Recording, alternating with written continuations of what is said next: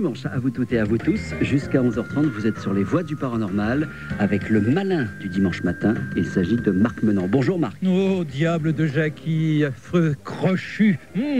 Et oui, nous allons faire un détour par l'enfer. Jackie ne sera pas seul à être brûlé, n'est-ce pas? Les flammes nous guettent. Vous allez dire quel réveil. Mais rassurez-vous, ça va s'arranger.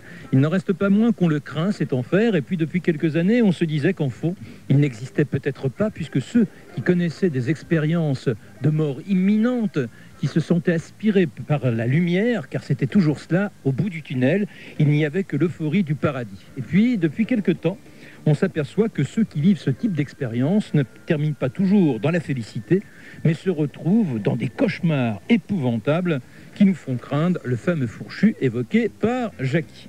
Alors, deux invités pour aborder ce thème ce matin. Evelyne Elzécer-Valarino, voilà, je l'ai bien dit, hein? Non, je progresse, hein? Bonjour. Vous êtes directrice adjointe de la bibliothèque de la faculté de droit de l'Université de Genève. Bonjour. Vous avez écrit un livre d'une vie à l'autre. Ce sont des scientifiques qui explorent le phénomène des expériences de mort imminente. C'est un très très gros livre avec nombre d'informations et des gens qui sont considérés comme très rationalistes et qui pourtant se disent qu'il y a certainement des choses étonnantes qui nous guettent. Et puis face à vous, Éric Rollet, qui est le président de l'association ONDE. ONDE, c'est l'Observatoire national de discernement des énigmes scientifiques. Alors tout de suite, parlons de cet enfer. Depuis peu de temps, donc, on s'aperçoit qu'il n'y a pas toujours que du rose qui nous attendrait derrière la grande barrière. Alors, il y a à peu près 5% de gens qui connaissent ces états de conscience, comment pourrait-on dire, bouleversés, ces états de conscience. D'abord, il faudrait presque définir l'état de mort, en quelque sorte. Alors, je dirais qu'il y a effectivement deux chiffres qui sont annoncés. 4% par Kenneth Sling, qui est un des chercheurs américains les plus connus dans le domaine des NDE. 5% par Peter Fenwick, qui est le responsable de JANS Grande-Bretagne. Donc, les chiffres sont très proches. Entre 4 et 5% de personnes y vivent effectivement une NDE terrifiante. Et il faut dire aussi que de toutes les personnes qui se trouvent proches d'un état de mort, il y en a 30% qui font des NDE. Et sur ces 30%, 4% seulement font des NDE négatifs, donc extrêmement peu. Alors d'accord, restons dans cette idée déjà d'état proche de la mort. À quel moment considère-t-on que l'on fait une NDE, qu'on n'est pas simplement dans une sorte de coma ? Alors, on peut dire que dans certains cas, la personne est dans un état de mort clinique, c'est documenté. On sait que l'électroencéphalogramme était plat, on peut dire que c'était un état de mort clinique. Dans beaucoup d'autres cas, on sait simplement que la personne s'est trouvée proche de la mort sans qu'on ait vraiment une preuve médicale que c'était un état de mort clinique. Mais on peut dire aussi que dans quelques très rares cas, une NDE peut intervenir simplement parce que la personne avec une très grande frayeur ou un traumatisme très important. Donc une NDE n'est pas forcément dans tous les cas liée dans un état proche de la mort. Alors quand même, si l'on reste dans cette idée de l'encéphalogramme plat, combien de temps peut-il rester plat? Parce que théoriquement, là, on est foutu en très peu de temps puisqu'il n'y a plus d'aération du cerveau. Très peu de temps, c'est là la grande difficulté, c'est qu'en fait, lorsque vous recueillez des témoignages de personnes qui sont censées avoir vécu cette NDE, ils vont vous parler pendant de nombreuses minutes, voire même pendant une demi-heure, une heure, décrivant parfaitement leur expérience, alors que ils sont restés peut-être une dizaine de secondes seulement avec un encéphalogramme plat et avec une inconscience apparente très très courte. Alors dans l'actualité, il y a quelques temps quand même, il ne faut pas oublier qu'il y a une Suédoise qui a été retrouvée. Elle avait atteint les 8 degrés seulement de chaleur corporelle. Elle est restée dans cet état entre la vie et la mort très longtemps. Les médecins, théoriquement, auraient dû la débrancher. Et pourtant, ils ont réussi à la faire rejaillir de cet état d'hibernation. Mais oui, bien sûr, on repousse sans cesse la définition de la mort, des limites de la vie et de la mort. Et je crois qu'il est très difficile aujourd'hui encore de définir exactement quel est le moment de la mort et de définir exactement ce qu'est la mort. Alors restons 2 secondes pour rappeler le décor. En général, lorsqu'on se retrouve emporté dans l'au-delà, si l'on peut retenir ce terme, restons dans la fiction la plus euphorique, on est catapulté dans ce que l'on appelle une sorte de paradis. Alors ce paradis, si on doit le décrire, C'est constamment, parce que là encore, il y a presque une constante des témoignages.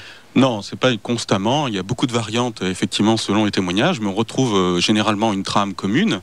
Mais c'est vrai qu'il y a des variantes en fonction des témoins, en fonction des cultures aussi, certainement. Tout le monde ne va pas jusqu'à la lumière, par exemple, et je dirais même que ce n'est pas la majorité des témoignages qu'on recueille. À ma connaissance, les témoins de NDE ne vivent pas en grande majorité la lumière au bout du tunnel. Alors, ils vivent quoi, alors ?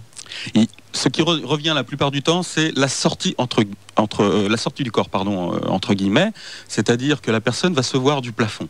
Elle va voir son corps, elle va voir les médecins, les réanimateurs s'agiter sur son corps avec un détachement très important, et elle assiste à la scène du plafond sans aucune émotion apparente. D'accord, donc il n'y a pas cette notion d'euphorie que certains finissent par épouser en quelque sorte. Si, la notion d'euphorie va naître, elle peut naître pendant cet état-là de décorporation, mais elle arrive souvent lors des témoignages, elle arrive au moment où la personne se retrouve entraînée dans ce fameux tunnel qu'on retrouve donc dans beaucoup de témoignages, et lorsqu'elle débouche dans cette lumière, où là, très généralement, la lumière est décrite comme une extase, quelque chose qui est représenté comme l'amour avec un grand A, quelque chose, ou alors d'une grande sérénité, on retrouve ces mots-là aussi.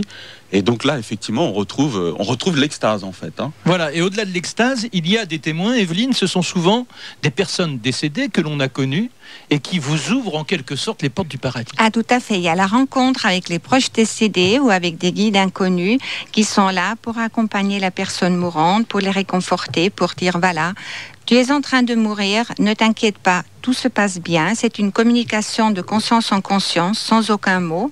Il y a également le cas de figure où la personne qui accueille la personne mourante lui dit « Ne t'inquiète pas, tu n'es pas en train de mourir, tu vas retourner à la vie. Tout se passe comme prévu. » Et même avant que l'expérienceur qui est en train de vivre cette expérience puisse ressentir une frayeur ou une angoisse, la réponse à sa question est déjà là. Donc un très grand réconfort de la part de ces êtres et de ces entités qui sont là pour les accueillir. Alors quand on revient dans le monde des vivants, en général, on a plutôt une euphorie et un changement de mentalité. Alors ce qui est intéressant, et là c'est juste une anecdote que je trouve très, très mignonne, une personne est revenue à la vie, elle était réanimée, elle n'était pas contente du tout, parce qu'elle était tellement contente dans l'autre dimension, et puis on lui a demandé, mais vous étiez furieuse pendant combien de temps? Elle a dit pendant une bonne année. Ça veut dire qu'effectivement, elle ne voulait plus revenir. Et il faut dire que les expérienceurs, à un moment donné, ils ont le choix de revenir ou de ne pas revenir. Et d'après ce qu'on sait, il y a beaucoup plus de gens pour qui le retour est imposé par les deux lumières, qui disent tu dois retourner, tu as encore des tâches à finir sur Terre, tu ne peux pas rester. Et les personnes sont tout simplement furieuses. Et un petit pourcentage seulement de cas où c'est l'expérienceur lui-même qui demande de retourner pour élever les enfants ou des choses comme ça. D'accord, pour les autres, on ne sait pas ce qu'ils décidaient. Les autres, on ne sait évidemment pas. Alors maintenant, restons dans l'idée de l'enfer. Ceux qui se retrouvent là à connaître l'épouvante de l'épouvante. Oui. Quelles sont les images? On va essayer d'égrener les différents types de témoignages que nous avons recueillis, que vous avez recueillis, vous en particulier, aux États-Unis. Oui, alors j'aimerais juste vous parler de deux cas très précis. Il y a une personne qui s'est vue plonger dans l'enfer. C'était un environnement très sombre, très chaud. Il y avait plus d'1 million de gens qui hurlaient, qui criaient, qui tendaient les bras pour demander à boire. Et à un moment donné, l'expérienceur a dit, et à ce moment-là, je l'ai vu, il avait 2 cornes, c'était le diable lui-même. Et en écoutant ça, on se dit qu'il s'agit vraiment d'une forte projection de l'inconscient teintée par les croyances religieuses. Enfin, il y a un côté symbolique évident. Et il y a un autre type d'expérience. Alors, simplement, si on reste sur ce témoignage-là, oui. Au-delà de ces gens qui sont là dans la détresse la plus absolue, ils crèvent de soif apparemment. Est-ce qu'il y a les images, quand vous dites il y a le corps nu qui est là, est-ce qu'il y a l'enfer avec le feu, le brasier ou pas? Oui, alors justement, ils ont vu tous ces gens qui sont dans l'enfer en train de souffrir une souffrance sans fin, sans aucun espoir à l'infini, et ils se disent, moi je vais atterrir là-dedans avec ces millions de gens qui sont dans l'enfer, ça va être épouvantable. Mais est-ce qu'il y a des êtres qui seraient là non plus de lumière, mais des êtres de noirceur, qui les accueillent en disant ta place elle est là? Ou est-ce qu'ils se sentent totalement témoins et donc presque étrangers à ce qui se passe en ayant simplement la crainte d'être plongés dans cette sinistre Ils pensent qu'ils vont eux-mêmes atterrir là-dedans. Oui, mais est-ce que ils voient la scène, ou est-ce qu'on leur dit, eh bien, entrez, voilà, la porte est ouverte? C'est ça, ils pensent que pour eux, la fin va être là et ça va être une fin, ça va justement pas être une fin, ça va être une éternité de souffrance. Mais est-ce qu'on leur parle, puisque quand tout à l'heure vous parliez des paradis, ou du paradis, il y a ces êtres de lumière qui disent mais soyez rassurés. Mais là, il n'y a pas d'êtres de lumière. Non. Mais est-ce qu'il y a des petits diablotins qui viennent en disant voilà, maintenant t'es une ordure, t'es une pourriture, tu vas payer, etc. Bon, je sais pas. Bon, j'ai pas entendu d'expérience précise de ce type-là. Il faut quand même dire que nous n'avons pas énormément de témoignages parce qu'il y a finalement relativement peu de gens qui font des négatives. Et ce qu'il faut dire aussi, c'est que ces gens-là, ils ont beaucoup de peine d'en parler. Mais quand ils en parlent, est-ce qu'ils ont la crainte de l'avenir ou au contraire, ils se disent c'est formidable, le paradis, il ne faut pas le chercher ailleurs, c'est la terre, restons là? Éric? Moi j'ai rencontré en tout cas en France 2 témoins que je connaissais assez bien. C'est la frayeur, ça c'est clair, qui se lit dans leurs yeux quand ils racontent l'expérience, c'est par rapport à la notion de mort. C'est vrai qu'ils n'ont pas envie de recommencer une expérience comme celle-là et qu'ils craignent la mort, contrairement à tous les témoins de NDE dites positives. Mais est-ce qu'ils deviennent d'autant plus jouisseurs alors en disant faut en profiter maintenant? Ça, il faudrait vivre avec eux, j'en sais. Non, mais je sais pas. C'est-à-dire, est-ce que leur comportement, c'est le comportement de l'être qui n'a surtout rien à perdre et qui se dit les plaisirs, au moins dans notre registre très terrien, ils sont répertoriés. Allons-y. Oui. Je pense qu'en tout cas, il y a une réaction naturelle humaine comme ça, c'est-à-dire qu'après avoir vécu une telle expérience, effectivement, profitons-en parce qu'on ne sait pas ce qui va nous attendre de l'autre côté. Mais on peut retrouver aussi le changement, c'est-à-dire la personne qui considère que finalement, si elle a vécu une telle expérience, c'est peut-être parce qu'elle a corrigé certaines choses par rapport à sa propre vie, et donc elle va se mettre à être peut-être plus attentionnée, plus attentive, plus à l'écoute, plus amour, on va dire, pour ne plus revivre cette expérience. Mais ça, je ne sais pas, je n'ai pas de témoignage de ce type. Alors, dans les témoignages que vous avez récoltés, il y a celui d'un personnage célèbre, c'est Kurt Jürgens. Ah oui, je ne l'ai pas récolté moi. Non, mais enfin, je l'ai lu. Quand je dis récolté, c'est pas la confidence dans votre oreille, mais vous l'avez récolté simplement parce que vous êtes à l'affût de toutes les expériences qui sont donc rapportées ici et là, et il y a celle-là en particulier. Oui, parce qu'il faut quand même préciser que les NDE douloureuses apportent un élément de plus dans l'étude des NDE, bien sûr, tout court.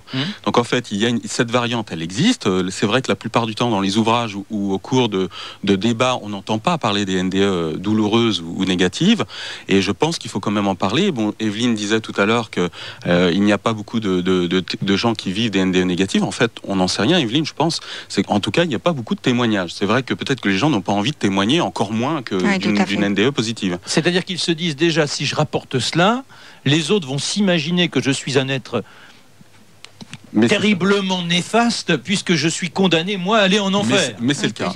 Que je ne mérite que ça. Ouais. J'ai rencontré une dame à Grenoble, c'était le cas. Elle avait osé en parler autour d'elle et les gens finissaient par lui dire mais qu'est-ce que tu as dû être méchante pour vivre une telle expérience? Voilà, derrière tes simagrées de sourire, tu n'es qu'un être redoutablement infréquentable. On ne te connaissait pas sous un jour comme celui-là, et effectivement, bon, c'est bien sûr un jugement absurde. Ces gens-là ne sont pas a priori plus méchants ou meilleurs que d'autres, bien entendu. Simplement, on va revenir, je pense, là-dessus. Je crois en tout cas qu'il y a un dénominateur commun entre ces témoignages négatifs, c'est le côté terreur de la mort. Evelyne? Oui, il y a une chose que j'aimerais ajouter. Je connais le cas d'une personne qui a fait 2 NDE. La première négative, effrayante, terrifiante, et la deuxième positive et merveilleuse. Donc ça me fait penser... Entre-temps, il était passé par le purgatoire de la Terre. Probablement. Nous sommes dans le purgatoire. Non, c'est important tout ça. Mais ça me fait penser à une phrase que je trouvais intéressante de Bruce Joel Robin, qui est le producteur de 2 films qui parlaient NDE, Ghost et Jacob's Ladder. Et il dit ceci: le ciel et l'enfer sont la même chose. Si tu as peur de mourir, tu feras l'expérience de démons arrachant ta chair. Si par contre tu attends la mort les bras ouverts, alors tu verras des anges te libérant de ta chair. Et ça rejoint tout à fait l'idée du livre des morts tibétains qui dit que c'est la pensée du défunt qui crée son environnement. Oui, mais ça je veux bien, mais alors celui qui, puisque vous faisiez allusion à cette personne qui une première fois va en enfer, elle devrait craindre à tout jamais la mort. Et pourtant après elle va être dans la lumière. Alors qu'est-ce qui fait que son état d'esprit se soit modifié? Mais c'est peut-être pas son esprit d'état qui s'est modifié. On ne sait pas exactement ce qui déclenche les NDE négatifs. Il se peut qu'entre-temps, comme a dit Eric très justement, la personne ait reconsidéré ses valeurs d'une autre manière, mais nous n'en savons rien. Alors revenons à Kurt Ungertz, car il ne faut jamais perdre une idée quand elle a été lancée. Évoquer son histoire. Oui, donc il subit une opération et lors de cette opération, le chirurgien est obligé de provoquer un arrêt cardiaque. Et c'est lors de cet arrêt cardiaque que l'acteur va donc commencer à vivre une expérience, effectivement, quand on la lit, qui est vraiment extraordinairement effrayante. Les mots sont très très très très lourds de sens, et donc là il va se mettre effectivement à voir tour à tour la coupole qui le surplombe, qui se transforme en visage effrayant, qui l'agresse. Et là, Marc, vous parliez tout à l'heure d'un être lumineux qui vient chercher les témoins lorsqu'ils vivent une NDE positive. Eh bien, Kurt Jürgens va lui voir arriver une silhouette d'une femme habillée en noir, sans visage. Il voit simplement les yeux qui ont des orbites extrêmement froids, et elle s'annonce comme la mort. Et donc elle vient le chercher. Et donc là, il assiste à un combat, à son propre combat pour ne pas la suivre. Il se rend compte qu'il est en train de mourir. Il y a une phrase clé, je trouve, dans son témoignage. Il met tout au départ de son expérience: sentir que la vie m'échappait fit naître en moi la terreur.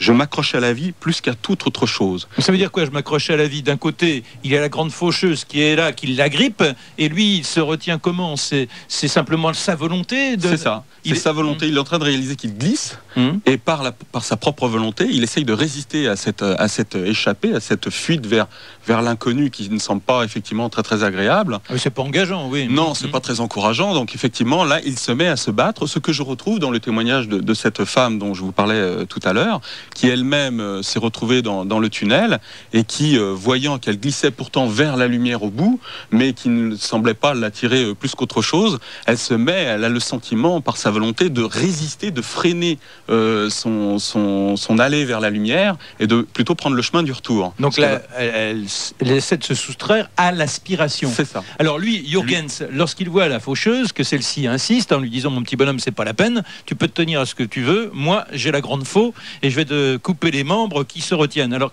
que se passe-t-il? Jusqu'où va-t-il? C'est là où c'est compliqué au niveau des témoignages, évidemment, de ce type d'expérience, qu'il sent en plus. Elle revient. Il doit la suivre. Il ne la suit pas. Elle revient. Il sent ses mains froides se poser sur sa poitrine. C'est comme ça qu'il décrit l'expérience. Et il sent qu'il y a un combat pour qu'elle l'emmène. Elle a un sourire diabolique, on peut dire, en lui disant: mon petit gars, effectivement, ça donne cette impression que de toute façon, tu n'auras pas le dernier mot. Et là apparaît une deuxième silhouette, qui est la silhouette de sa jeune femme. Et cette silhouette va le sauver. Très vite, la mort, l'incarnation de la mort par cette silhouette noire va s'écarter et va disparaître au profit de cette jeune femme qui, avec son gentil sourire, va le ramener en quelque sorte vers ce monde. Et effectivement, quand il va se réveiller, la première chose qu'il va voir, c'est sa femme assise à ses côtés. D'accord, ça veut dire que la beauté l'emporte sur la laideur, c'est un beau programme d'une certaine façon. Hein, c'est très joli, mais ça veut dire aussi qu'il y a effectivement dans ce type de témoignage et d'expérience un mélange entre une projection psychologique certainement, et puis un vécu de l'ordre de l'objectif, mais ça reste à effectivement définir pour quelle part en tout cas. Mais c'est clair que les mains froides posées sur sa poitrine pourrait laisser penser qu'effectivement, il y a le réanimateur qui est venu, qui a peut-être essayé de le réanimer. Enfin, il y a eu quelque chose de ce type, ou un appareil qui, lui, il l'a interprété de la manière, en voyant la silhouette noire, que c'était la main de la silhouette noire qui se posait sur sa poitrine. Donc effectivement, il y a une projection qu'on retrouve d'ailleurs à peu près dans tous les témoignages de NDE. Ce qu'il faut répéter inlassablement quand on étudie bien le dossier, c'est qu'il ne faut pas réduire toutes ces expériences à une simple projection. Ça, c'est certain. D'accord, mais ce qui est intéressant, on le verra tout à l'heure avec Alain Brémond, qui est psychologue clinicien en hôpital, de comprendre ce qui peut être retenu comme interprétation, comme fait, on ne peut pas dire réel, parce que d'un autre côté, la fantasmagorie là est très très très forte. Donc il est difficile de vraiment tout dissocier. Ce que je vous propose, c'est d'inclure dans notre débat une autre personnalité qui s'intéresse beaucoup au sujet, c'est Evelyne Sarah-Mercier. Alors, elle est anthropologue, elle est présidente d'une association, c'est l'association Jans France, j'espère que je ne me trompe pas en prononçant, c'est-à-dire l'association internationale pour l'étude des états proches de la mort. Evelyne Sarah-Mercier, vous venez de publier un ouvrage. Alors, je suis un peu stupide, je l'ai laissé dans mon bureau là-haut, du coup j'ai oublié le nom de l'ouvrage. Je l'ai lu quand même. Bonjour, redonnez-nous le titre de l'ouvrage.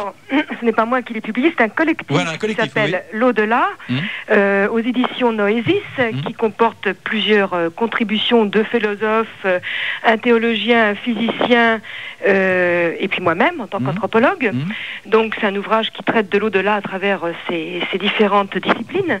Et dans cet article, je développe le point de vue des NDE négatives, parce que ça me semble extrêmement important, comme ça a été dit plus tôt, pour éclairer les NDE positives. Alors, que retenez-vous de cela? Parce que, si je me souviens bien, or ma mémoire ne devrait pas défaillir le matin de bonne heure aidé par le café, vous êtes relativement proche de ce que Evelyne Elzéser, Valarino et Éric Rollet nous ont confié. C'est-à-dire que, il n'y a pas véritablement d'éléments qui nous puissent nous aider à véritablement bien comprendre cet enfer, parce qu'il n'a pas toujours la même perception. Oui, alors, je suis en partie d'accord, mais ils n'ont pas complètement développé leur pensée, donc... on ira au bout tout à l'heure. Oui, je suis d'accord sur l'importance de la NDE dite négative, ou qu'on peut appeler aussi douloureuse, et il existe une catégorie qu'on appelle plus ou moins les catégories infernales, où on peut voir des visions d'enfer. Il y a très peu de cas où les gens y sont vraiment allés, mais c'est plutôt des visions ou des auditions, des choses comme ça. Restons sur les images qui vous ont frappé dans ces rapports-là. Est-ce que vous avez eu la sensation que l'enfer, tel que dans notre imaginaire il existe, cet enfer-là était souvent décrit? C'est pas souvent décrit, non. En fait, on connaît pas les pourcentages réels de NDE négatives, mais la NDE infernale n'est qu'une partie des NDE négatives. Il y a deux sortes de catégories. Donc il faut pas non plus ne parler que se fixer sur l'enfer. Il y a une autre sorte d'enfer, on pourrait dire, même si c'est pas sous le nom d'enfer au sens des visions du Moyen-Âge ou de ce que dit le Bardo Tödel. C'est l'expérience du vide, où la personne se retrouve dans un infini complètement solitaire, avec éventuellement des entités un peu moqueuses ou désagréables. Donc railleuse, quoi. Railleuse, oui, ça peut être railleuse ou ça peut être des entités qui font peur. On peut voir ça dans le livre de Lynn Léon, Ma mort et plus après. C'est très, très intéressant parce qu'effectivement, à chaque fois qu'elle refusait la mort, qu'elle avait l'air d'avoir peur, en tout cas, elle voyait ces entités qu'elle percevait comme voulant l'arracher à la vie. Donc là, c'était pas une expérience vraiment du vide, mais il y a des expériences de vide et d'absurdité. Celle qu'a vécu, par exemple, Kenneth Ring, dont on parlait tout à l'heure. Et ces expériences-là, c'est une autre sorte d'enfer. L'enfer, là, c'est la solitude infinie, la condamnation à rester dans l'éternité. Dans la version paradis, ce sont des êtres de lumière qui viennent nous chercher. Il y a en général beaucoup de personnes que l'on a connues, qui sont donc de son entourage. Est-ce que dans ceux qui sont là à se moquer, à dire bisque t'es en train de mourir, il y a aussi comme ça des visages qui sont des visages aimés ou pas? Pour le moment, j'en ai pas rencontré, dans ce que j'ai pu lire en tout cas. Moi, je vous parle d'une étude donc, qui a été faite en 92 par deux personnes de Yale, États-Unis, notre homologue américain, le directeur de la recherche et une de ses présidentes, où il parlait de ces trois catégories. Et à ce moment-là, en 92, il y avait une centaine de cas qui avaient été recueillis, donc on a quand même un petit échantillon. Et je pense que 92 est un tournant et qu'en ce moment, la recherche est en train de se faire, de se construire et qu'on va commencer à comprendre un petit peu les choses. C'est pour ça que j'en parle dans cet article de la revue Noésis, là sur l'au-delà, parce que c'est un point extrêmement important pour comprendre qu'est-ce qui peut se passer au moment de la mort, comment on peut s'y préparer, qu'est-ce qui éventuellement nous attend. Mais est-ce que le fait d'en parler, comme nous le faisons ce matin, alors que jusque-là, elles étaient ignorées, ces NDE par l'enfer, ça ne va pas aider certaines fantasmagories de gens qui ne se trouvent pas très bien dans leur peau à adhérer à cette imagerie-là et donc à multiplier les témoignages en ce sens? On peut se dire la même chose pour les NDE positives. Oui, bien sûr. Effectivement, ça peut paraître plus agréable du côté positif. Il y a toujours le risque, à partir du moment où on parle d'une chose, que les gens se mettent à fantasmer, c'est possible. Mais ça peut aussi les aider à en parler. Or, en parler, c'est extrêmement important parce que on sait que les personnes qui ont vécu ce type d'expérience sont poursuivies par la peur, de l'angoisse, elles sont vulnérables, elles sont désespérées. Et donc, en parler, c'est la première chose. Tant que la NDE positive était considérée comme la norme, ces personnes hésitaient à en parler. Comme de toute façon, comme un cauchemar, on n'a pas tellement envie de se le remémorer parce que c'est aussi le revivre. Donc, mais il y a quand même un désir de l'éradiquer, ce cauchemar. C'est pour ça qu'on va voir des psychanalystes quand on n'est pas bien dans sa tête. Oui, mais on va l'éradiquer en parlant, pas en le refoulant. Et là, c'est la même chose. Moi, j'ai eu connaissance d'un cas par un ami. C'était une amie de cette amie, donc, qui avait vécu une expérience négative. Elle l'avait raconté à cette amie. Bon, après, elle ne voulait plus du tout en parler. Et cette amie qui la connaissait bien avant et après m'avait parlé de son évolution et c'était dramatique. Et je pense que si elle avait pu en parler avec un psy ou une personne qui connaît bien le sujet, elle aurait pu changer cette évolution. Donc avant, c'est une personne dynamique, militante, et après, elle est tombée dans une sorte de régression infantile. Elle s'est désinvestie socialement et elle a complètement changé de statut, à la fois psychologique et puis social. Donc ça peut être terrible. C'est pour ça qu'il faut vraiment faire l'effort de théoriser en faisant vraiment des expériences réelles, des expériences qui ne sont pas à classifier autrement que les NDE positives. Qui, elles, globalement, sont plutôt dynamisantes. Globalement, mais enfin, on peut considérer aussi qu'il y a des effets qui ne sont pas toujours positifs dans la NDE négative. Hein. C'est un séisme qu'il faut affronter. Et bon, a priori, c'est plus facile, mais comme on l'a dit tout à l'heure, pour les NDE négatives, il y a des effets positifs, c'est-à-dire transformateurs de vie. Il n'y a pas que des effets de terreur. C'est-à-dire que soudain, on veut se purifier, alors on se retrouve moine en se disant que c'est la meilleure garantie. Oui, moine, c'est un cas extrême, mais ça peut être quelque chose comme ça. Alors là aussi, il faut faire très attention à ne pas dire on a une NDE négative parce qu'on est mauvais. Hein. C'est beaucoup plus complexe que ça. Mais c'est immanquablement le sentiment naturel qui doit venir à la personne qui ressent cet état-là, non? Elle se culpabilise, elle se dit je ne mérite pas grand-chose de bien. Mais vous savez qu'il y a des culpabilités réelles et puis des fausses culpabilités. Bien sûr. Non, mais on est d'accord, mais simplement... La logique, c'est d'aller dans cette tendance de noirceur. Mais la logique, je dirais, l'imprégnation culturelle, c'est un petit peu ça. Hein. La psychanalyse est un peu revenue là-dessus, quand même, avec son approche déculpabilisante, quand même. Mais est-ce qu'il y a, dans les cas que vous connaissez, et puis ce sera ma dernière question, des personnes qui échapperaient à notre registre judéo-chrétien, donc là où il y a l'enfer, des gens qui ne voient l'avenir qu'à travers, je sais pas moi, les anciens qui nous attendent, etc., et qui donc à ce moment-là échappent totalement à ce type de registre? Je ne comprends pas très bien votre question. C'est-à-dire que le fait de ne pas connaître l'enfer, est-ce que ça nous immunise contre l'enfer? Ah non, pas du tout, puisque il y a des NDE négatives qui se transforment en positives qui se transforment en NDE négatives et l'inverse. Oui, mais simplement, si on n'a pas la culture de l'enfer, est-ce qu'il peut venir quand même cet enfer? Écoutez, la culture de l'enfer, bon, c'est vrai que l'enfer est une conception un peu judéo-chrétienne, mais cette notion de culpabilité ou de faute, elle est beaucoup plus profonde que ça. Alors il y a le conditionnement culturel et puis aussi comment est conformée notre psyché. Je crois que c'est difficile de dire qu'on peut échapper à ce genre de choses. Je crois que ça suffit pas de ne pas être imprégné culturellement de cela. La notion de faute, elle me semble relever de quelque chose de plus profond qu'une culture religieuse. Merci Evelyne Sarah Mercier. Je rappelle que vous êtes donc anthropologue, la présidente de l'association Jans France. Alors, si l'on aborde maintenant ceux qui, lorsqu'ils témoignent, étaient dans un état de morbidité. Par exemple, on peut se dire que toute personne qui tenterait un suicide, elle est tellement malheureuse que la logique la propulserait plus vers l'enfer que vers le paradis. Alors là, c'est intéressant que vous parliez de cet aspect-là, parce qu'un des premiers qui a vraiment commenté les NDE négatifs, c'est Maurice Rawlings. C'est un Américain, un cardiologue. Il a écrit un livre en 1978 ou 78, je crois pour vous, qui s'appelle... Traduction, rappelons quand de même la que vous êtes suisse. Voilà. Oui. Donc ce livre, il s'appelle Beyond Death's Door. Alors il faut savoir que lui, il est très influencé par ses vues religieuses, et il a dit dans cet ouvrage que chaque NDE induite par une tentative de suicide est négative. Et des études consécutives, plusieurs études ont prouvé que c'est absolument faux. Mais effectivement, il y avait en tout cas au moins une personne qui avait cette idée-là que quelqu'un qui essaie de se suicider devait forcément vivre une NDE négative, mais c'est absolument et complètement faux. Pourtant, tout à l'heure, vous soulignez quand même l'importance de l'état d'esprit. Tout à fait. À l'origine. Hein? Oui, mais est-ce que le fait de vouloir vous supprimer, ça explique que vous êtes en grande souffrance psychique, ça ne veut pas dire que vous êtes une mauvaise personne. Non, d'accord, mais simplement cette souffrance physique vous fait détester la vie, et bon, si on déteste le concret, on déteste d'autant plus sans doute ce qui nous attend, enfin si on imagine qu'il y a quelque chose qui nous attend.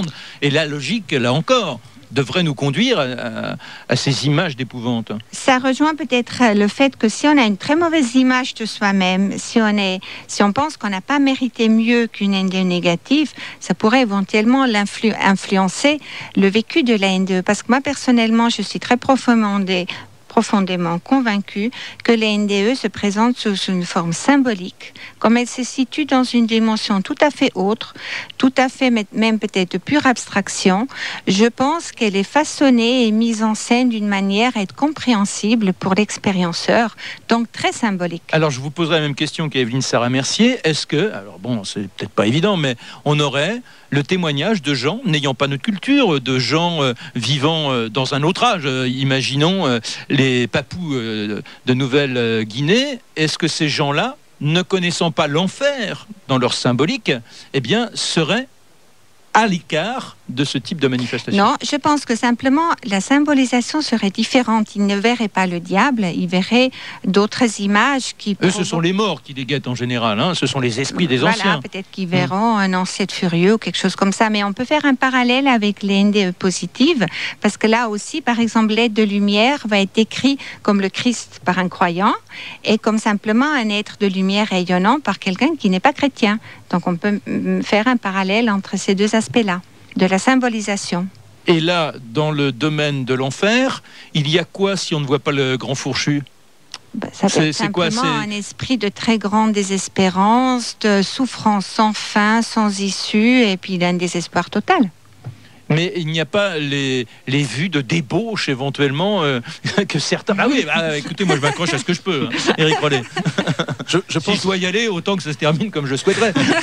Non, je n'ai pas connaissance de ce type de témoignage, mais je crois qu'il faut faire très attention aussi. Là, on est en train de dire que les NDE sont effectivement symboliques, etc. Il y a la part de l'expérience, du vécu, et il y a ensuite la part du témoignage, donc des mots qui vont coller sur l'expérience. Il faut bien savoir que la première chose qui vient lorsqu'on entend un témoin de NDE, le témoin de NDE dit la plupart du temps, je n'ai pas de mots pour décrire mon expérience. Donc il va y coller ces mots, et effectivement, déjà là, il va y projeter sa culture au niveau du témoignage, hein, pour donner le rendu émotionnel de son expérience. Alors arrêtons-nous sur les enfants. A-t-on des cas? Parce que l'enfant, il est moins imprégné éventuellement de la culture, même si très tôt, on a tendance à le conditionner avec certaines images. Dans toute son innocence, est-ce que la NDE négative est comparable à la NDE négative des parents? Tout à fait. Alors, il y a surtout un chercheur américain qui s'appelle Melvin Morse qui a étudié uniquement les NDE d'enfants.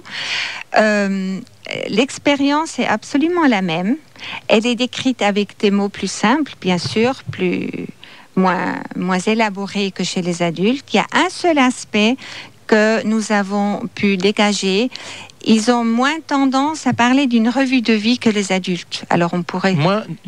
Ils ont moins tendance à raconter... Leur vie, donc. L'étape de ce qu'on appelle la revue de vie. Vous savez, quand l'expérience... Revivre son existence. L'expérience, il revit toute sa vie avec toutes les implications que ça a eu sur lui et sur les autres. Ça, c'est une étape qui manque presque toujours dans les NDE des enfants. Mais à part ça, les NDE sont absolument identiques à celles des adultes. Alors, chez les enfants, il y a le facétieux, hein, le rigolo, celui qui rit tout le temps, etc.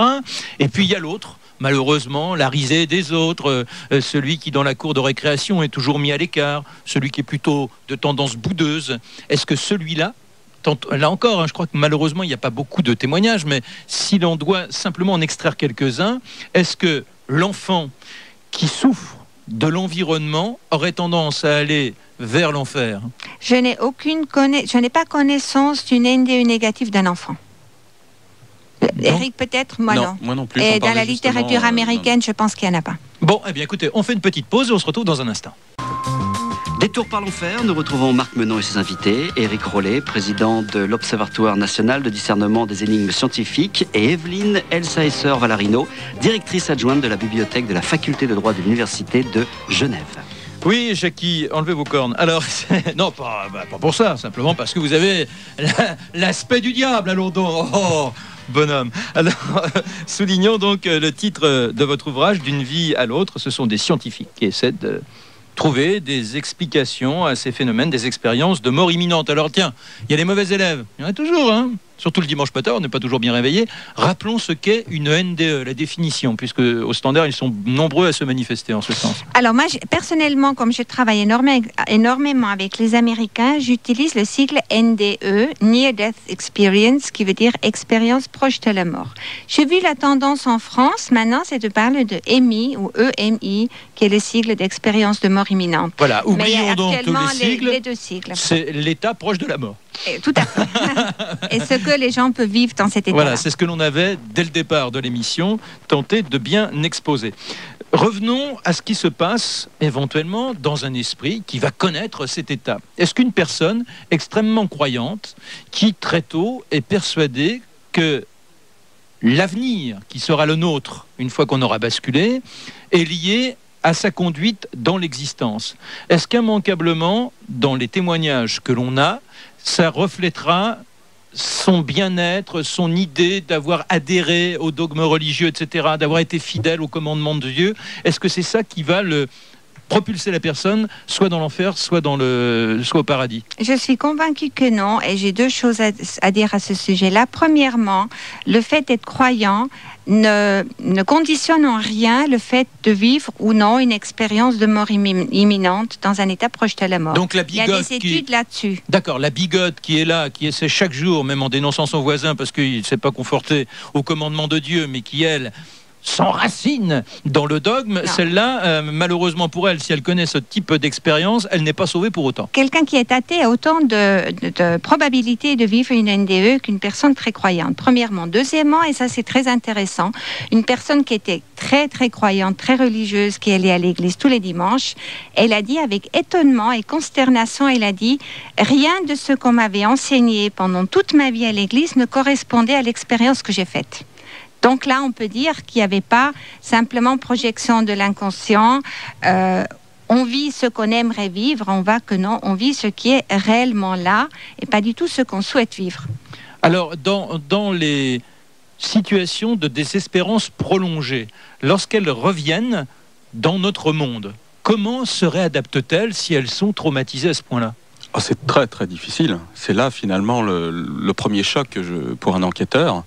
C'est la découverte de ces gens qui ont vécu une expérience qui a bouleversé non seulement leur vie, mais également leurs valeurs, comme le disait Evelyne. Effectivement, moi-même, j'ai rencontré des témoins qui avaient des valeurs culturelles très dogmatiques, qui étaient bien ancrées dans leur église, et qui ont vu pendant leur expérience tout voler en éclats, en quelque sorte, et qui ont beaucoup de mal déjà à se réinsérer dans leur église. Ça veut dire quoi? Ils sont totalement désorientés, ils n'arrivent plus à trouver le sens de la marche de leur existence? Ils ont le sens de la marche, mais ils n'ont pas les marches pour aller dans le sens, si je puis dire. C'est-à-dire qu'en fait, ils savent bien qu'ils ont connu une expérience, là on parle des NDE positives, donc une expérience d'amour, que l'amour doit conduire leur vie, qu'ils doivent donner aux autres, qu'ils doivent pouvoir partager, mais ils se retrouvent dans les conditions anciennes de leur expérience, avant l'expérience, c'est-à-dire des conditions normales de vie, et il faut qu'ils bousculent leur vie pour pouvoir s'adapter à ce nouveau champ de valeurs. Et c'est là où ça devient compliqué, parce qu'il faut continuer à vivre normalement, il faut continuer à travailler avec des impératifs de gagner de l'argent, ce qui est quand même bien naturel, mais pour eux, ce n'est plus une priorité. Alors, ce qui est vrai aussi, dans votre livre en particulier, on voit que nombre de personnes qui vont en enfer, ils sont de façon transitoire, comme si, je dirais, dans cet état imminent de mort, il y avait le purgatoire qui nous était offert, mais en étant éclipsé. C'est-à-dire qu'ils vont dans l'enfer, il y a ces voix qui crient, il y a ces êtres qui sont totalement bouffés par la désespérance, et puis, pof, soudain, ils vont finir par jaillir dans la lumière. Oui, il y a aussi effectivement les NDE qui commencent par être négatifs et qui finissent comme les autres. Alors comment s'effectue la transition? Est-ce qu'ils en ont là la mémoire? Oui, il se peut que ça ait quelque chose à voir avec la mort de l'ego, ce qu'on appelle la mort de l'ego. On meurt en tant qu'individu, on renaît en tant qu'être spirituel. Il y a une lutte qui se fait en nous, entre la partie de nous-mêmes qui va mourir et l'autre partie qui est notre partie immortelle, notre conscience qui va continuer son existence dans une autre autre dimension. Et là, j'aimerais vous citer juste une phrase de Kenneth Ring qui est très intéressante dans ce contexte-là. Qui est l'un, pour ceux qui nous arrivent, qui est l'un des plus grands chercheurs en la matière, c'est ça? Voilà, avec qui j'ai eu le plaisir de faire un livre qui est sorti il y a un an. Alors, il dit « Le dernier refuge de l'ego, avant de se rendre, est constitué d'un mur de peur qu'il bâtit pour repousser la lumière. » Il y a beaucoup cette notion de résistance, de peur, de ne pas pouvoir lâcher prise, de ne pas se laisser entrer dans cette expérience qui est une très grande beauté. Et quand cette étape-là est franchie, après la NDE, elle devient positive. Attendez, il y a quand même quelque chose qui m'étonne. C'est que si on est bien dans sa tête, on est là, rayonnant et autres, bon, on peut avoir peur que cela cesse, mais pour autant, notre état d'esprit, il est tout frétillant, il est tout galvanisé, il est dans le dynamisme d'une euphorie invraisemblable. Pourquoi il se teinterait de noirceur à s'en obscurcir totalement parce qu'il sent la mort arriver et qu'il voudrait rester? Je ne sais pas si je suis bien dans ma peau, qu'il y a un surajout, donc une amplification de cette lumière, parce que c'est dans la lumière que d'être dans l'euphorie. Donc la lumière sur la lumière, ça devrait m'attirer, pas être rejeté. Non, mais là, on parle d'une NDE qui commence par être négative. Oui, mais pourquoi elle serait négative? Puisque je suis bien dans ma tête, je suis parce bien, que des gens qui sont très ancrés dans notre monde physique, qui sont très attachés, qui n'ont peut-être pas fait un grand effort de cheminement spirituel avant, qui sont très matérialistes, dans tous les sens du terme, ils ont plus de difficultés à s'arracher à notre monde. Attendez, qui n'a pas envie, ça c'est l'instinct de survie, qui n'a pas envie de rester là? Parce que même ceux qui sont pas bien, en général, lorsqu'ils sont confrontés avec la mort, ils se battent avec une énergie farouche pour y échapper, enfin au moins lorsqu'ils sont conscients. Tout malade est là, ça grippe et voudrait rejaillir dans l'existence. Alors qu'est-ce qui peut faire que, non, ça ne corresponde pas à ça dans cette imminence de mort? Oui, c'est le destin de l'être humain. À un moment donné, on va mourir et on le sait tous. Oui, mais on ne va pas se préparer en disant bientôt la mort, c'est formidable, etc. Non, on ne peut pas être dans cet état d'esprit. En se disant que la mort est formidable. Déjà, le mot la mort, je n'aime pas. Parce que pour moi, la mort, ça n'existe pas. La mort du temps, oui. Non, mais la mort du corps physique, bien sûr, existe. Personne ne va nier que le corps physique il continue à exister. Mais personne n'a jamais vu la mort de l'être humain, la mort de la conscience ou de l'esprit. Personne ne l'a jamais vu. Donc moi, je parlerai peut-être de passage, mais comme c'est un mot un peu ésotérique, je n'aime pas trop non plus. Donc il faudra que je réfléchisse pour trouver un mot meilleur que celui-là. Mais bon, de toutes les façons, c'est simplement échapper à la loi de la gravitation, quoi. Voilà, on peut dire. C'est une bonne explication. Ouais. Mais évidemment, le processus de la mort est forcément difficile. Mais on peut très bien de son vivant, par la réflexion, par la lecture, pour quelques-uns par la prière, la méditation, par le contact avec la nature. Là, vous nous proposez un schéma de vie auquel on serait condamné. Pourquoi? Simplement le fait de bien se sentir dans sa peau, en faisant attention aux autres, donc de ne pas nuire, nous conduirait pas un bien-être que l'on voudrait vouloir se prolonger, et qui, naturellement, si on doit partir et se prolonger d'une autre façon, parce que on est dans une sorte de rayonnement, on continue à rayonner, il n'y a pas de raison que ça s'arrête. Mais c'est passionnant de réfléchir sur l'après-vie. Nous savons tous qu'à un moment donné, nous allons mourir. C'est un sujet fascinant. Il y a tellement de choses à se poser aussi par rapport à la vraie vie. je tiens à intervenir par rapport à ce que vous dites, Marc, parce qu'il faut bien écouter les témoignages de NDE positifs aussi. Dans les témoignages de NDE positifs, c'est pas euphorique de A à Z. C'est-à-dire que, par exemple, il y a la revue de vie. Effectivement, Evelyne en parlait tout à l'heure. Il y a aussi la compréhension de la part du témoin qu'il n'a pas assez aimé dans sa vie par rapport à cette lumière, sans connaître d'aspect enfer, etc. Donc la personne, quand elle revient en quelque sorte sur Terre, elle réalise qu'elle a aussi un progrès à faire dans ce domaine, même si elle était bien dans sa peau, même si elle était heureuse sur Terre auparavant, elle réalise qu'elle était quand même trop attachée. Je crois que le mot important, c'est le mot détachement. Je pense qu'il y a une influence au niveau du détachement. La personne qui est capable d'être détachée avant de vivre la NDE, semble-t-il, aura plus de facilité à vivre une NDE positive que la personne qui est effectivement beaucoup plus attachée, tout en étant bien dans sa peau, à des choses beaucoup plus matérielles. Mais d'accord, mais quand on dit attaché, il n'en reste pas moins que la personne qui, dans son ego, voit arriver les êtres de lumière et qui sont souvent des gens qu'elle a connus, ça prouve bien que l'ego, il est conservé, puisqu'il semblerait que les identités se poursuivent au-delà de la mort. Tout à fait. Alors ça, des témoignages sont absolument uniformes. Ils étaient eux-mêmes, avec leur personnalité, leur histoire, leur caractère. Ils étaient plus incarnés, ils étaient plus dans un corps, mais ils étaient absolument et complètement eux-mêmes. Non, mais alors déjà, il y a quelque chose qui n'est pas compatible avec ce qu'on disait tout à l'heure, puisque là, l'ego, il n'est pas mort, il continue à se figurer. Attention, il y a une différence entre la personnalité, l'identité et l'ego. Oui, non, mais si vous avez une identité, cette identité enveloppe l'ego, donc c'est que cet ego s'est prolongé. Mais moi, je parle de la partie spirituelle de la conscience de l'être humain. Je ne pense pas qu'on soit conservé exactement de la même façon que nous sommes maintenant. C'est notre partie supérieure, si on peut dire, c'est notre conscience qui est, avec toute son identité, son passé, et puis ceux qui le caractérisent, qui continuent après la mort. Il faut espérer aussi que certains qui ne se sentent pas bien, qui n'ont jamais accepté leur corps, ils ne gardent pas cette apparence-là après. Ils auront plus ce problème-là, ils auront plus de corps. Oui, mais s'ils ont à peu près la même silhouette, ils peuvent être fâchés pour un bon bout de temps.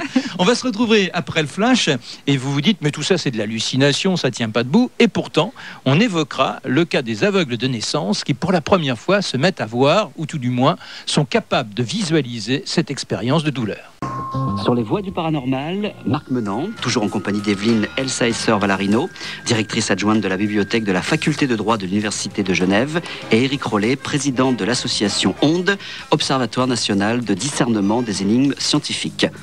Et oui, Jackie, et on est dans le grand feu, le brasier, l'enfer, ce matin. Apparemment, au 01 42 32 15 15, vous n'êtes pas spécialement sceptique, mais disons que, apparemment, c'est pas véritablement votre truc d'envisager l'enfer. Et si je me réfère, entre autres, ça résume bien l'ensemble de vos appels. Pascal qui dit « Il est impossible qu'il y ait des NDE négatives. Elles ne peuvent être que positives. J'en ai vécu 2. Elles étaient hyper positives. » Elle a 40 ans. Et alors déjà, je ne savais pas qu'on pouvait en vivre plusieurs, mais apparemment, il y a les abonnés. Bien sûr. Ah bon, d'accord. C'est clair. Et je suis très contente pour lui, mais ça ne veut pas dire que... C'est une femme. Pour elle, mais ça ne veut pas dire que ça n'existe pas si elle n'en a pas vécu. Voilà, nous sommes d'accord. Mais il n'y a que 4 à 5% de gens qui vivent des NDE négatifs, c'est très peu. Alors, est-ce qu'il y a une catégorie sociale? Bon, 4 ou 5%, ça fait combien de cas? Ça fait 1000 cas, 2000 cas Je n'ai pas calculé. Je peux vous dire qu'aux États-Unis, on estime à 13 millions d'Américains qui ont vécu une NDE. Vous faites le calcul. Ça fait donc, ça fait donc 600 000 personnes à peu près qui auraient vécu une négative. Voilà. C'est quand même pas mal. Tout à fait. Alors, est-ce que ce sont avant tout des femmes? Est-ce que ce sont avant tout des hommes? Est-ce que, selon la catégorie sociale, on est plutôt menacé par le phénomène ou pas? Alors, comme pour les NDE positifs, il n'y a aucune implication d'aucune sorte, soit par le sexe, soit par le niveau d'éducation, l'ethnie, les croyances religieuses, disons, l'emplacement géographique. Rien n'entre en compte. C'est une expérience simplement de l'être humain qui nous concerne tous à la même enseigne. Donc, je suppose que c'est valable également pour les NDE négatives. Alors, rien n'influence. Bon, pour autant, l'âge aurait peut-être une raison à être retenu, puisque tout à l'heure vous disiez, chez les enfants, on n'a pas d'exemple de NDE négative. Non, mais ça ne veut pas dire que ça n'existe pas, simplement on n'en a pas connaissance. Oui, mais enfin, un enfant, il n'aurait pas à culpabiliser de dire « c'est terrible moment ce que j'ai pu vivre, etc. » Et au contraire, il aurait besoin de s'en libérer, non? Il le raconterait, oui. Peut-être ça existe, mais dans la littérature anglo-américaine que je connais pourtant assez bien, je n'ai jamais rencontré. Est-ce que toute NDE, rappelons que la NDE, tout simplement, c'est une codification qui nous vient de l'américain, mais sinon c'est donc l'état de mort imminent, ce moment où on est considéré par les médecins qui vous entourent comme étant mort cliniquement, donc théoriquement en train de basculer, et puis soudain vous rejaillissez à la vie. Je crois que c'est clair, mais c'est redit une bonne fois pour ceux qui nous arriveraient seulement maintenant. Alors Éric Rollet, est-ce qu'au départ, il y a toujours l'idée de décorporation? Oh non, pas toujours, mais c'est vrai que ça revient dans beaucoup de témoignages. Mais il y a des personnes qui se retrouvent directement dans la lumière sans passer par les cases sortir du corps et tunnel. Il y a effectivement beaucoup de variantes dans les témoignages. Juste une petite parenthèse, au sein de ONDE, moi personnellement, j'en ai rencontré 2 témoins qui ont vécu une NDE négative, donc ça existe. En tout cas, il y a des gens qui rapportent avoir vécu ce type d'expérience. Ça, faut être clair. Mais est-ce que ceux qui se retrouvaient donc emportés par Lucifer, est-ce que ceux-là avaient la vision de la scène, puis, s'ils étaient opérés, apercevant le chirurgien, et est-ce que cette vision était positive en voyant des gestes qui devaient les conduire à la résurrection, donc à la guérison, ou est-ce que là aussi c'était noir autour d'eux? Oui, ça dépend des témoignages, mais effectivement on va retrouver dans un des témoignages ce cas-là, c'est-à-dire une jeune femme qui fait une tentative de suicide, qui va se retrouver dans la lumière, puis emmenée par un être de lumière dans un espace extrêmement grisâtre, dans lequel surgissent des êtres pleins de bonté, mais eux-mêmes habillés de haillons, tout grisâtres également, et qui lui disent voilà ce que ça rapporte de se suicider. il faut faire attention, il ne faut pas mettre fin à ses jours, il faut respecter la vie. On retrouve ce genre de témoignages et effectivement, donc il y a un enseignement au cours de la NDE qu'on retrouve dans certains témoignages. Alors ça c'est l'enseignement, mais sinon au départ, est-ce qu'il y a eu la décorporation? Est-ce que cette décorporation était observée comme s'orchestrant bien autour du corps qui était soigné par les médecins, ou est-ce que là encore c'était une vision d'épouvante? Non, pour son cas, elle est passée par la sortie du corps, elle a vu son corps, c'est arrivé chez elle, donc elle n'a pas vu les médecins, mais elle a bien vu son corps, elle a bien vu son chat à côté de son corps. Mais est-ce qu'il y avait un côté écœurant, dégoûtant? Non, pas dans ce stade-là. Le stade est arrivé après, le stade angoissant, on va dire. Mais l'observation était positive. L'observation était tout à fait objective, voilà, tout à fait neutre, comme la plupart des descriptions en sortie du corps. La personne est détachée complètement. Evelyne ? Oui, je voulais juste ajouter une chose qui me semble assez intéressante. Statistiquement, nous savons que les gens qui ont tenté de se suicider, qui ont fait une NDE, ne recommencent pas de deuxième ou nouvelle tentative de suicide.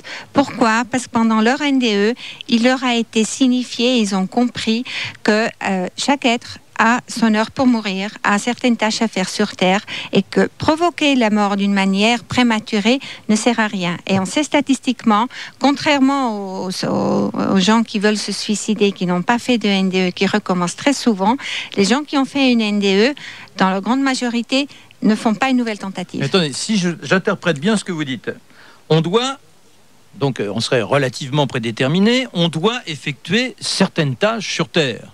Si donc on échappe à ce qui nous a été donné d'effectuer en tentant le suicide, on vous rappelle à l'ordre en disant: mon petit bonhomme, pas question, il faut que tu ailles au boulot. Tu n'as pas fini. Bon, voilà. Mais ça veut dire aussi que celui qui réussit son suicide, il était programmé le suicide, alors ça devait se conclure comme ça. Mais on n'a pas de témoignage sur des gens qui ne reviennent pas. On peut mais simplement, l'extrapolation, c'est celle-là. Rien. Parce que si là, on ne les rappelle pas à l'ordre, c'est que c'était leur destin, ils devaient aller jusque-là. C'était leur heure, certainement. Bah d'accord, bon. Alors on va essayer de démêler tout ça avec un psychologue, je crois qu'il est le bienvenu, et puis ensuite nous aborderons le cas des aveugles de naissance qui eux aussi vivent des NDE, et jusque-là ils étaient incapables d'avoir une visualisation de notre environnement, de leur environnement, et puis pourtant les images leur viennent. Incroyable mais vrai. Alain Brémond, bonjour. Oui, bonjour. Vous êtes psychologue, clinicien hospitalier. Oui. Lorsque vous entendez tous les propos que nous tenons depuis tout à l'heure, est-ce que vous avez le sentiment qu'on est en pleine hallucination et que tout ça, c'est peut-être dû aussi, tout bêtement, au gaz que l'on aspire au moment de l'opération, puisque là, votre univers à vous, c'est celui de l'hôpital? Oui. Bien, disons que on a, en travaillant autour de ces cas, on a essayé bien sûr de se poser cette question. Et je crois qu'on a, pour ceux en tout cas qui sont penchés, on a essayé bien sûr de se sortir un petit peu de cette idée-là que c'était des états confuso-oniriques. Hein. Donc l'hallucination, elle est souvent décrite en étant un phénomène spatial, un phénomène sensoriel qui est projeté comme ça dans l'espace. Et ici, ce n'est pas le cas. Alors comment expliquer qu'il y en ait qui est soudain, ce désastre qui leur tombe dessus et cette vie éternelle qui serait l'abomination des abominations? Si vous voulez, moi ce que je voudrais c'est qu'on se laisse, en tout cas ma position à moi, c'est d'essayer de ne pas se laisser enfermer dans des catégories comme l'enfer et le paradis, qui sont, de mon point de vue en tout cas, la position dont je me place, plus des représentations, des représentations symboliques de l'irreprésentable, c'est-à-dire quelque chose qui est soit du côté de l'amour, soit du côté de l'angoisse. Oui, alors pourquoi il y aurait des êtres qui seraient autant marqués par l'angoisse, alors que de leur vivant, il semblerait qu'ils aient plutôt été de ceux qui vivaient dans l'allégresse? Moi, j'ai pas de réponse forcément à toutes vos questions. Hein. On essaye. On essaie, c'est pour ça que je vous pose des questions. Oui, je sais. Mais ma position à moi, elle est surtout la position de quelqu'un qui va s'interroger et qui va s'interroger avec une méthode pour essayer d'envisager un ensemble de possibilités. Alors justement, soyons dans cette... Oui, l'idée a été reprise quand même tout au long de votre émission, qui était de dire l'angoisse est quand même une des caractéristiques de la personne, et on a quand même l'impression dans ces NDE, donc il faudrait bien s'assurer d'abord que ce soit une NDE, et ensuite NDE négative, qui a une composante personnelle extrêmement forte de lutte, d'angoisse contre la mort qui peut peut-être s'exprimer à ce moment-là. Non, mais quand même, est-ce que vous ne trouvez pas invraisemblable, voire illogique donc, que quelqu'un qui se sente véritablement heureux, qui se trouve menacé d'être aspiré par l'autre monde, s'il existe, se retrouve dans cette angoisse, alors qu'il n'a pas de raison d'être dans l'angoisse. Il l'ignore presque, à la limite, il l'a toujours rejeté. Oui, justement. Mais peut-être que là, on a affaire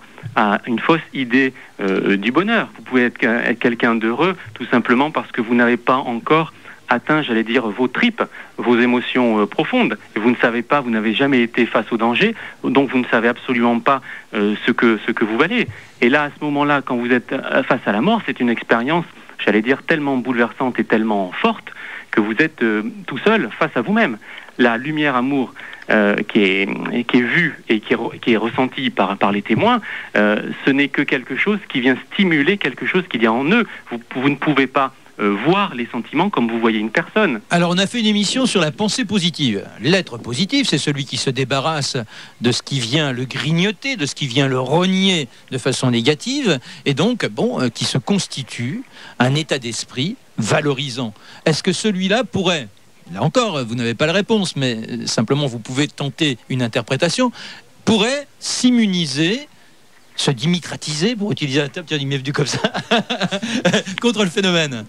Je sais pas, je suis pas sûr du tout, parce que cette question de vision positive, il faudrait qu'elle atteigne vraiment les couches profondes. Bah, théoriquement, vous êtes d'accord avec moi, c'est-à-dire que l'être positif semblerait pouvoir guérir parce qu'il s'est donné donc une sorte de fond qui va toujours dans le sens de ce qui est valorisant, de ce qui est entraînant, de ce qui est galvanisant. Alors celui-là, il n'y a pas de raison qu'il abandonne ce type d'état d'esprit. Oui, je ne prends pas pour argent comptant forcément tout ce que vous avez dit. En tout cas, il est certain qu'on peut on peut se forger une espèce d'idée. Mais à mon avis, si ça reste superficiel, ça va peut-être venir que masquer un petit peu les difficultés profondes et l'angoisse profonde de la personne. Non, mais je suis d'accord avec vous. J'ai bien insisté sur le fait, c'est pas le superficiel. Le principe de la pensée positive ou la méthode Coué, c'est pas l'abrutissement et de se donner l'illusion de. C'est quand on se forge une intime conviction. Donc qu'au fond de soi, c'est véritablement enraciné. Est-ce que celui qui arriverait à cet état-là ne serait pas dans une sorte de sagesse, de félicité inconsciente qui lui garantirait de ne pas déboucher en enfer? Non, franchement, je ne m'avancerai pas à formuler des réponses de cet ordre-là. Il me semble que de toute façon, la personnalité est en partie, si ce n'est le plus, constituée par les désirs de la personne. L'idée de la pensée positive, malgré tout, m'apparaît aussi avec cette idée de réalisation de ses désirs, de ses ambitions personnelles. Et je vois pas franchement comment ça pourrait protéger quelqu'un de ses angoisses au moment où elle se retrouvait seule face à sa mort. Bon, Alain Brémond, merci. Alors, Evelyne, vous, est-ce que vous croyez que si on arrive à se constituer ce fond, est-ce que ça vous permettrait d'éviter de tomber là? Moi, je suis plutôt d'accord avec vous, mais je ne parlerai pas de la pensée positive, qui est une chose intéressante. Je parlerai plutôt d'un véritable cheminement intérieur. Comme j'ai dit tout à l'heure, je pense qu'on peut, de son vivant, et qu'on doit se préparer à la mort, dans l'idée de Platon, qui a dit que toute la vie, toute la rhétorique ne sert qu'à se préparer à la mort dans une incessante répétition. Je suis assez d'accord avec ça. On peut être un bon vivant, on peut être très joyeux, très gai, avoir des activités très, très marrantes et en même temps, de temps en temps, réfléchir à l'après-vie, se préparer spirituellement, comme j'ai dit, par la lecture, par la réflexion, par les moyens qui convient à chacun. Et là, je pense qu'au moment de la mort, on affronte la mort avec plus de sérénité. Et ça doit jouer sur le type de NDE qu'on vit. Alors, je retiens surtout ça, c'est le fait qu'éventuellement, si on se place dans un certain état d'esprit, on aura une incidence sur ses projections. Alors pour autant, est-ce que ces projections, si on retient cette idée-là, sont totalement hallucinations, ou est-ce qu'il ne faut bien nous considérer ces NDE d'une autre manière? Et là, abordons le cas des aveugles de naissance, qui n'ont jamais eu la moindre perception de notre monde. Éric Rollet. Avant de laisser la parole à Evelyne, bien sûr, pour les aveugles de naissance, donc justement, pour faire une transition, ce qui est intéressant dans les témoignages de NDE, c'est effectivement quand on retrouve des descriptions de lieux, notamment de lieux hors de l'endroit où se trouvait la personne au moment de sa NDE, lorsqu'elle décrit par exemple un cas célèbre aux États-Unis qu'il y a une petite chaussure sur le toit de l'hôpital, lorsqu'elle est capable de dire ce qui se passait dans d'autres pièces ailleurs, ou même chez elle, avec des descriptions très très détaillées qui ont été vérifiées, effectivement, là, on se trouve très très loin de l'hallucination. La personne voit des choses qui sont bien réelles et on peut le contrôler. Donc là, il n'y a pas de problème. Et effectivement, on va retrouver ça, c'est encore plus fort, chez les aveugles de naissance. Et là, effectivement, les témoins d'aveugles, les aveugles de naissance qui peuvent témoigner de telles expériences vont se mettre à décrire, à avoir vu des choses qu'ils étaient effectivement pas censés pouvoir voir, encore pire dans leur cas, parce qu'ils n'ont jamais vu. Alors il y a Karine qui a 24 ans, elle est professeure des écoles stagiaires. Elle nous dit, pour moi les NDE sont dus à une confusion du cerveau qui n'est pas assez irriguée. C'est pour cela que les aveugles ont des visions. Alors là, on est en plein dans le thème. Ils n'ont pas des visions, ils voient les choses qui se passent, ça c'est pas la même chose. D'accord, mais est-ce que le fait d'avoir un cerveau qui soudain n'a plus son fonctionnement normal, pourrait permettre de créer le phénomène? Mais alors, ces personnes devineraient. Vous voyez, ça n'a aucun sens, c'est pas logique. Et en plus, on sait que dans ces états-là, le cerveau, justement, ne fonctionne plus. C'est important de le souligner. Donc, qu'arrive-t-il à ces aveugles de naissance? Soudain, ils voient, quand vous parliez tout à l'heure de la lumière, du paradis, oui, soit d'un décor extrêmement chatoyant, soit de l'autre côté, d'images avec ces êtres qui sont dans le désespoir, qui hurlent, qui sont décharnés, qui sont en haillons. Là, soudain, eux aussi, ils sont capables d'apprécier ça, alors que jusque-là, ils ne pouvaient pas faire le descriptif. Oui, alors j'aimerais peut-être juste situer. Donc, Kenneth Ring, pour revenir encore sur ce chercheur américain très connu dans le domaine des NDE, a écrit un livre, et j'ai eu le plaisir d'être son co-auteur, un livre qui s'appelle Lessons from the Light, et il va paraître bientôt en France. Dans cet ouvrage-là, il y a un chapitre qui est consacré aux aveugles, aux NDE des aveugles, y compris aux aveugles de naissance. Alors, ce qui se passe dans cette étude, qui a donc donné lieu à un chapitre dans cet ouvrage, c'est que Kenneth Ring, il a découvert, par une étude minutieuse, que des aveugles voient pendant leur NDE. Et ils voient deux types de choses. Ils voient ce qui se passe pendant leur décorporation, au début de la NDE, mais dans notre dimension. Donc, ils voient les scènes de réanimation, de l'accident, les gestes de l'équipe médicale, et ils peuvent le décrire. Alors que jusque-là, jamais il n'était capable de dire une table elle est de telle forme, tel objet, etc. etc. Bon, je ne sais même pas si un aveugle de naissance se crée une sorte de visualisation s'il y échappe totalement, mais toujours est-il que là, soudain, ils s'exprimaient d'une autre façon, et comme s'ils appartenaient à notre monde, à nous. Enfin, ils y appartiennent, enfin, je veux dire par là, voilà. Tout à fait, oui. Et alors, c'est très désorientant pour eux. Premièrement, on sait que d'écrire une NDE, c'est difficile, mais d'écrire une NDE quand on est aveugle de naissance est encore plus difficile, parce qu'ils n'ont pas de repères. Ils ont vu pour la première fois de leur vie.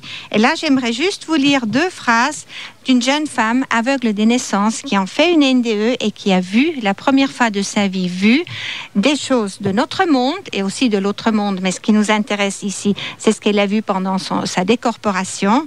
Et elle dit, c'était très étrange. Comment expliquer cela avec des mots? C'était comme entendre des paroles et ne pas être en mesure de les comprendre, tout en sachant qu'il s'agit bien de paroles. En partant du principe qu'avant, on n'avait jamais rien entendu. Il s'agissait de quelque chose de complètement nouveau pour moi, quelque chose qui n'avait absolument aucune signification pour moi auparavant. Vous voyez la force de ce témoignage. C'est-à-dire que, bon, je pense que l'aveugle, de façon tactile, il devine, il se fait une idée d'une chaussure.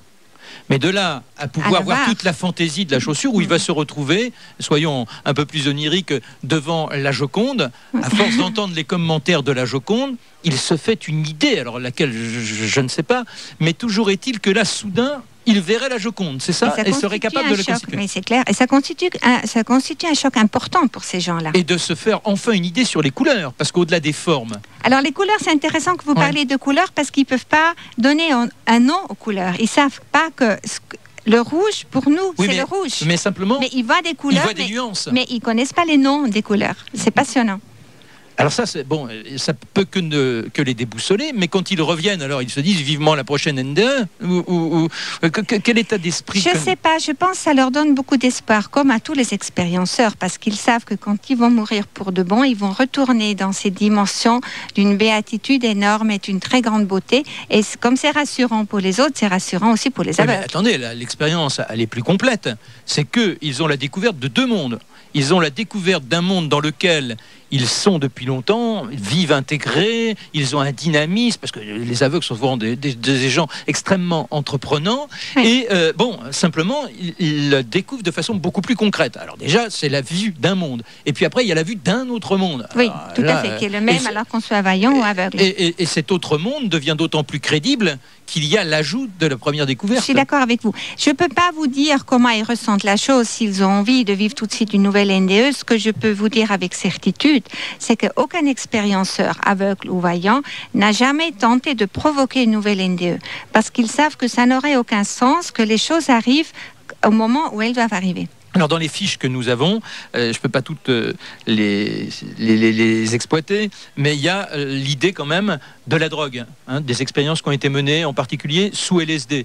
Est-ce qu'on peut faire un parallèle entre ces expériences-là et celles de mort imminente ? Oui, il y a eu des parallèles qui ont été faits par des chercheurs. Effectivement, on va retrouver certains points communs, mais de toute façon, à ma connaissance, les expériences de drogue n'ont pas l'impact, ne produisent pas un impact aussi durable qu'une NDE. Déjà, ça c'est très clair. Bon, mais est-ce qu'un aveugle de naissance qui se retrouverait sous expérimentation avec une prise de LSD pourrait, là encore, avoir des visions ? Pour les aveugles, je sais pas, mais je peux vous parler d'un cas d'un monsieur que je connais, dont j'ai inclus le témoignage dans mon ouvrage, un Californien qui était drogué pendant 20 ans. Il laissait toutes les drogues dures qui existent et c'était un vrai drogué pendant 20 ans. Il a fait une NDE.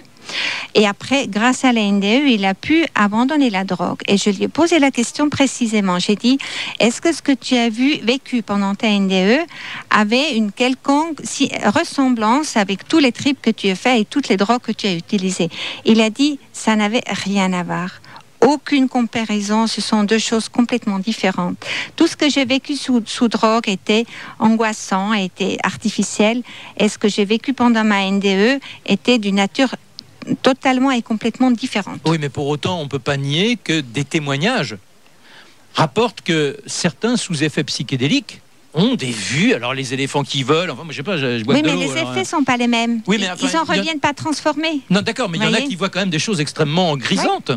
Oui, c'est là où je parlais des points communs, mais ça s'arrête là. Ça s'arrête là. Et puis lors des NDE, on n'a pas vu beaucoup d'éléphants voler, je ne crois pas. Mais il y a une sorte de délire. Il n'y a pas une surconscience. Il y a aussi une sorte de délire, c'est-à-dire que la personne ne maîtrise même pas ce qu'elle vit au niveau de la drogue. C'est-à-dire que d'un côté, il y a le cerveau qui est suractivé, alors que de l'autre côté, théoriquement, le cerveau est mort. Voilà, c'est ça. Et la personne est tout à fait maître d'elle-même au niveau de la NDE et va parfaitement, si ce n'est contrôler, savoir mesurer avec précision ce qu'elle est en train de vivre. Il n'y a pas de problème. Alors qu'au niveau d'une drogue, ce n'est pas du tout le cas. Il n'y a aucune lucidité. Oui, tout à fait. C'est la différence. Et puis aussi l'impact. Il faut juger l'arbre à ses fruits. Alors restons, après il nous faudra conclure, sur ce prolongement de l'expérience de l'aveugle de naissance. Non seulement, d'abord, il quitte son corps. Pour la première fois, il a une notion de l'environnement qui a toujours été le sien, puisqu'il y a cette décorporation, il voit le médecin autour de lui, il découvre les objets, etc. etc. Il découvre son corps aussi, qu'il n'a jamais vu. Qu'il n'a jamais vu. C'est quand même fou, ça. C'est fascinant. Ouais. Et est-ce que, lorsque la prolongation le conduit dans le tunnel et qu'il arrive soit à la lumière, au paradis, soit à l'enfer, est-ce que les images se corrèlent? Est-ce qu'il y a une prolongation logique ou est-ce que les images sont complètement différentes? C'est comme pour les expérienceurs voyants. Il y a la vision de notre monde, des gestes de réanimation, etc., qui sont les mêmes pour les aveugles et pour les voyants. Et après, partant le tunnel, ils sont dans l'autre dimension et là, les témoignages sont exactement identiques pour les voyants et pour les non-voyants. Mais j'aimerais juste dire une chose. Vous avez dit, il y a le tunnel et après on part soit dans une expérience positive, soit dans une expérience négative. J'aimerais quand même que les auditeurs soient conscients que 96% des gens... 96 qui est 96. Qui est 96. Ah, les Suisses, hein. Partent dans une expérience positive. C'est quand même important et c'est pas moitié-moitié. Hein. Oui, d'accord, mais simplement... Ça me paraît important de le dire. Mais pour une personne qui n'a jamais vu de corps humain, qui découvre le sien, qui découvre la physionomie de ceux qui l'entourent, Oui. qui sont autour de son corps, s'affairant pour essayer de le sauver. Et si elle se projette qu'il y a des êtres qui lui apparaissent, que ce soit des décharnés ou des êtres de lumière, est-ce qu'ils ont la même configuration que ceux qu'ils viennent de voir, alors qu'auparavant ils ignoraient tout de cette image-là? Je crois que sur le moment, c'est très choquant. Après, il s'habitue lentement et c'est fascinant, mais de toutes les Enfin, c'est façons... rapide tout ça. Quand vous dites lentement, ça va pas Oui, durer mais vous des heures. savez, les expériences de mort imminente se passent dans une dimension qui est en dehors du temps. Il n'y a plus le temps, il n'y a pas la même notion du temps. Donc, rapide ou lent, ça ne veut plus rien dire. Et puis après, ce qui est important aussi, c'est une fois qu'il quitte notre dimension, il se désintéresse du corps, comme les voyants. Les gens voyants, c'est plus important du tout. Vous voyez, ils partent ailleurs et ils abandonnent tout à fait ce côté matériel, ça ne les intéresse plus. Eh bien voilà, un mot de conclusion, Éric Rollet. Oui, je pense qu'après tout ce qui a été dit, je crois qu'il faut vraiment attirer l'attention des milieux médicaux pour avoir beaucoup plus d'attention par rapport à ce type de témoignages qu'ils peuvent retrouver dans les hôpitaux. Effectivement, il peut y avoir des confusions, il peut y avoir simplement des hallucinations. Il y a aussi des témoignages véridiques. La plupart des témoins de NDE nous rapportent qu'ils ont été rejetés dans les hôpitaux, assimilés très vite à des hallucinations, alors qu'ils savaient bien que ça n'avait rien à voir avec une hallucination. Et là, le cas des aveugles en particulier met un sacré doute sur les hallucinations. Le président de l'association Onde, Éric Rollet, vous donne rendez-vous à Dijon le 7 novembre. Le 7 novembre et le 14 à Colomiers. Voilà, pour parler de ce sujet-là, justement. Et je rappelle l'ouvrage d'Evelyne Elzéser-Valarino, ce livre d'une vie à l'autre avec des scientifiques qui explorent le phénomène. Donc c'est aux éditions d'Hervé.